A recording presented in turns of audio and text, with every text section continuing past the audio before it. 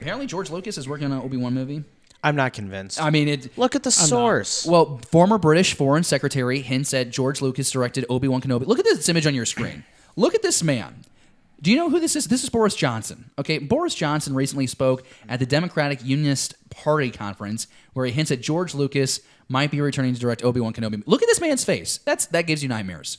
Okay, the quote here and that's is, a good picture of him. Which was one of the biggest grossing movies last year? Star Wars. And where does George Lucas propose to follow up about Obi-Wan Kenobi? Northern Ireland. So he seems like to be spouting off. No one seems to be taking this seriously. Of course not. This is a man who thought that Brexit was a good idea. Well, and then there's this whole thing where they're saying maybe he's just not aware that George Lucas even sold Star Wars in the first place. So he just might be confused. They were in Northern Ireland shooting The Last Jedi. And they were in Ireland shooting, that ending scene of The Force Awakens. So Star Wars has been there. Mm-hmm. He might just be confused. But Jesse, what do you? I mean, David has already stated his point. He thinks it's BS. What do you think? I love it, but it's BS. I think George is okay with stopping by the set and giving a few pointers. In terms of directing, the last movie that he actively worked on was, I think it was Red Wings. No, Red Tails. It was the Tuskegee Airmen movie. Yeah, the World War II Tuskegee Airmen movie. Which I liked, but most I people enjoyed, but it flopped at the box office, and he kind of took that to heart, and I think that was one of the deciding factors for him to kind of retire. I think it was the prequel hate. I think that's what did it. You combine that, yeah. I think everything. Yeah. He's a sensitive guy. He also is very in tune with his emotions, just like you, Jesse. Mm-hmm. It's an okay thing.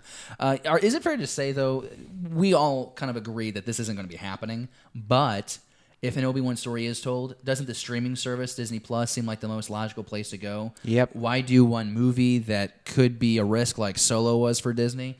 Why not do an 8 to 10 episode, hour long? You're basically getting 10 movies now with Ewan McGregor's Obi-Wan Kenobi. It's a possibility now. Here's can I throw something out interesting? Ahead. So I was curious as we were talking about this. What is George Lucas up to at 74 years old when he's worth $5.6 billion? He makes like movies in his basement. And he's credited as a producer for the Star Wars Detours and Star Wars Underworld TV shows that are coming to the Disney Plus.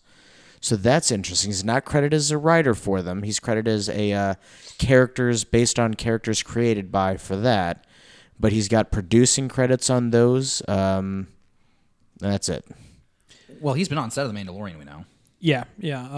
Something that kind of comes to mind with this is he at one point had kind of said that he always felt that at some point in time it was going to cost too much money for an individual to actually go see a movie, like ticket price. Mm-hmm. And if looking at it now, I mean, yeah, you've got like a Stubbs card, $5 movie kind of thing, but on average, if you go to a movie, you're snacking you're looking at maybe $15, $20 and everything. Well, yeah, where we live, but like if you go to a metropolitan like St. Louis, it's $15 for your ticket. Yeah, it's gonna be $12 for your hot dog. Anyway, he had kind of commented on that at one time, and he always felt that the future of basically film and storytelling was actually going to be more in line with television series, and with the success of shows like Game of Thrones, Vikings, The Walking Dead, obviously we've got a whole A-list of people working on The Mandalorian, and I think somebody tweeted out that this is the amount of work and attention going into The Mandalorian is just mind-blowing.